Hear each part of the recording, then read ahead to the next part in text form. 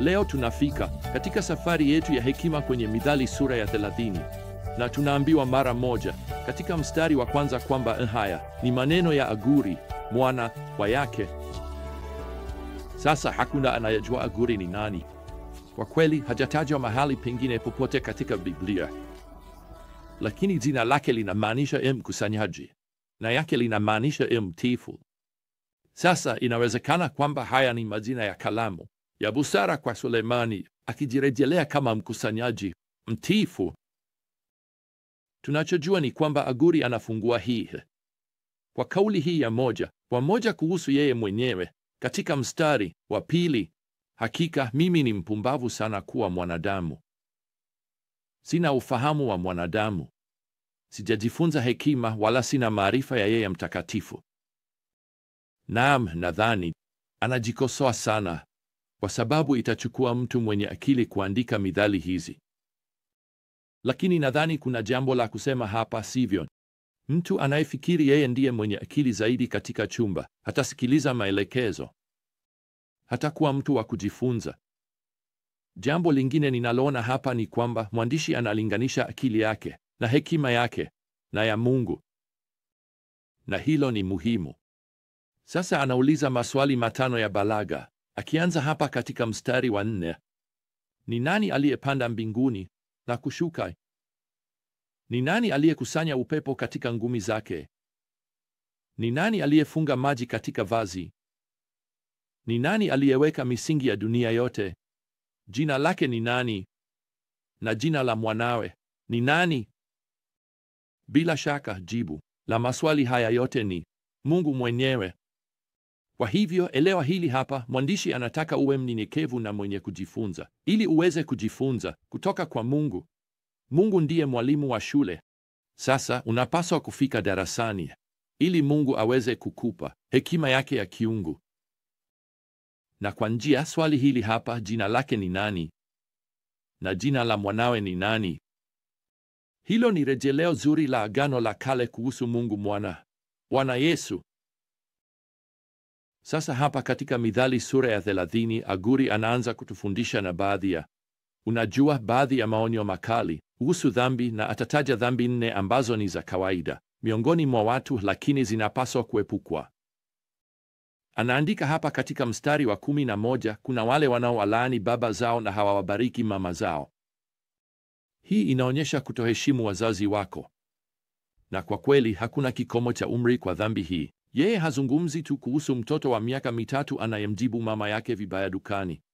Hii inaweza kuwa mtu wa miaka 30 anayemkosea heshima baba yake na kumtendea mama yake vibaya.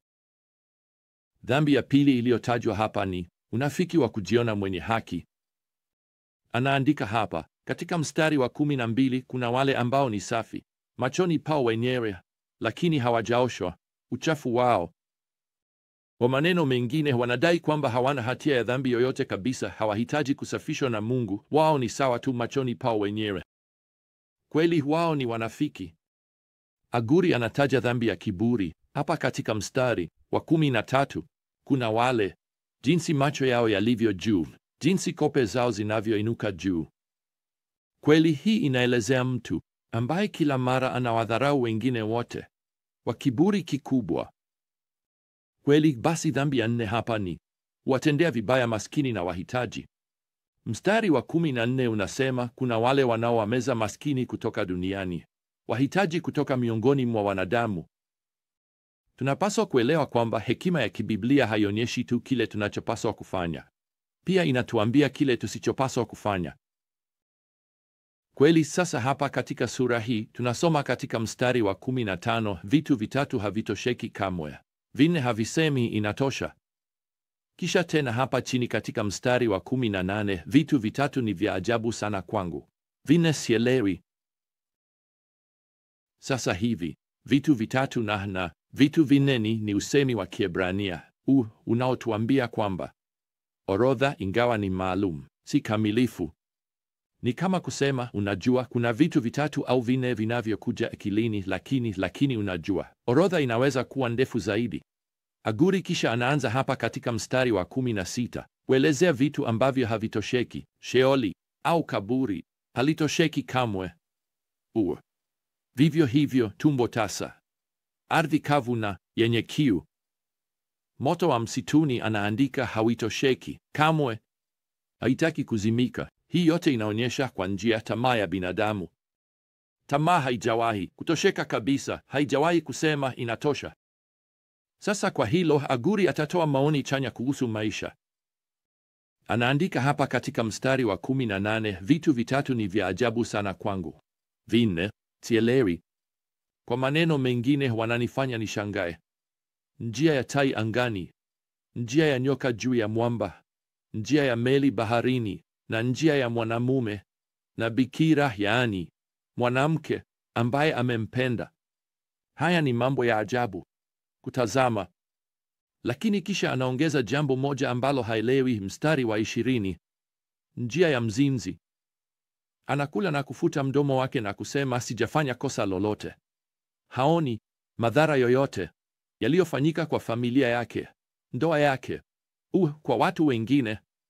Mimi sijafanya kosa lolote, anasema. Nikuambie, hii ni picha kamili ya dunia yetu leo. Wanaume na wanawake, uzinzi wote, dunia haifikirii kuwa ni kosa hata kidogo. Kwa kweli ni kitu unachopaswa kujivunia, kitu unachoweza kusherehekea. Hakuna haja ya kuwa na wasiwasi kuhusu, unajua, uharibifu unaoleta kwa ndoa, familia, nyumba, hata taifa. Bila shaka mwili wako mwenyewe. Sasa kwa hilo, tunapewa hekima fulani kutoka kwa ulimwengu wa uumbaji. Mstari wa 24 unasema, vitu vinne duniani ni vidogo, lakini vina hekima kubwa sana. Mwandishi sasa atataja viumbe wanne maalum. Wa kwanza ni sisimizi, inahifadhi chakula kwa ajili ya majira ya baridi yanayokuja. Wa pili ni pimbi wa miamba. Pimbi wa miamba anaishi kwenye miamba kwa ajili ya ulinzi. Viumbe hawa wanaelewa mipaka yao, hawatoki mbali sana na nyumbani. Huo ni ushauri mzuri sana kwetu leo. Hapa katika mstari wa 27 una nzige ambao hawana mfalme, lakini wote wanatembea kwa mpangilio. Kwa maneno mengine, hakuna anayetoa amri, lakini wana akili ya kutosha kufanya kazi kwa umoja. Kisha hapa katika mstari wa 28 una mjusi mdogo. Ni mdogo, lakini kwa sababu ya uvumilivu wake anaishi ndani ya majumba ya wafalme. Aguri sasa anaandika katika mistari ya 30 na 31 kuhusu vitu vinne ambavyo ni vya heshima, yaani wanaonekana wa kuvutia. Anataja simba, jogoo anayejivuna, mbuzi dume na mfalme aliyezungukwa na jeshi lake. Wote wanne wanakupa picha hii ya kujiamini na nguvu. Unajua, si vigumu kuona kwamba Mungu ameumba wanyama fulani kwa nafasi za juu. Pia ameweka watu fulani katika majukumu makuu, na mtu mwenye hekima anatambua huu ni mpangilio wa uumbaji wa Mungu. Hii ni kupandishwa cheo kwake. Sasa kwa hayo, sura ya 30 inahitimisha kwa onyo la kutokujaribu kujitukuza mwenyewe. Kwa maneno mengine, usifanye kazi ya kupandishwa cheo, upandishwa cheo kwako mwenyewe. Hiyo itafungua mlango wa hila na udanganyifu, na itakupeleka kwenye hasira na kukatishwa tamaa ikiwa hutafanikiwa na kupata kupandishwa cheo.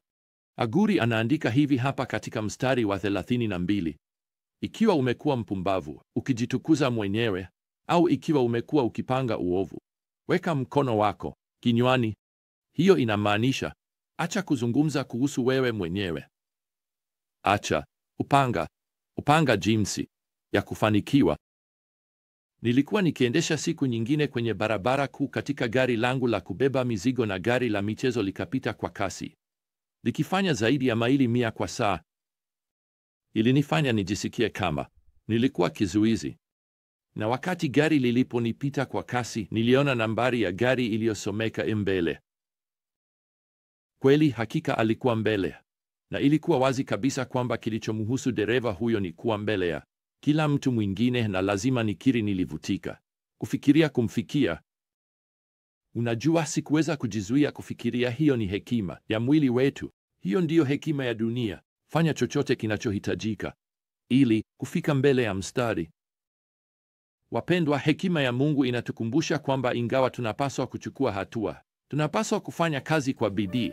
Tunapaswa kumtumaini Bwana kwa mwelekeo wake, kupandishwa kwake, kazi yake na uwekaji wake wa kiungu mahali tulipo. Na kwa unyenyekevu tujifunze kumshukuru Mungu muumba wetu na hekima yake kamilifu katika jinsi alivyounda maisha yetu. Basi kwa hayo tumemaliza muda wetu kwa leo.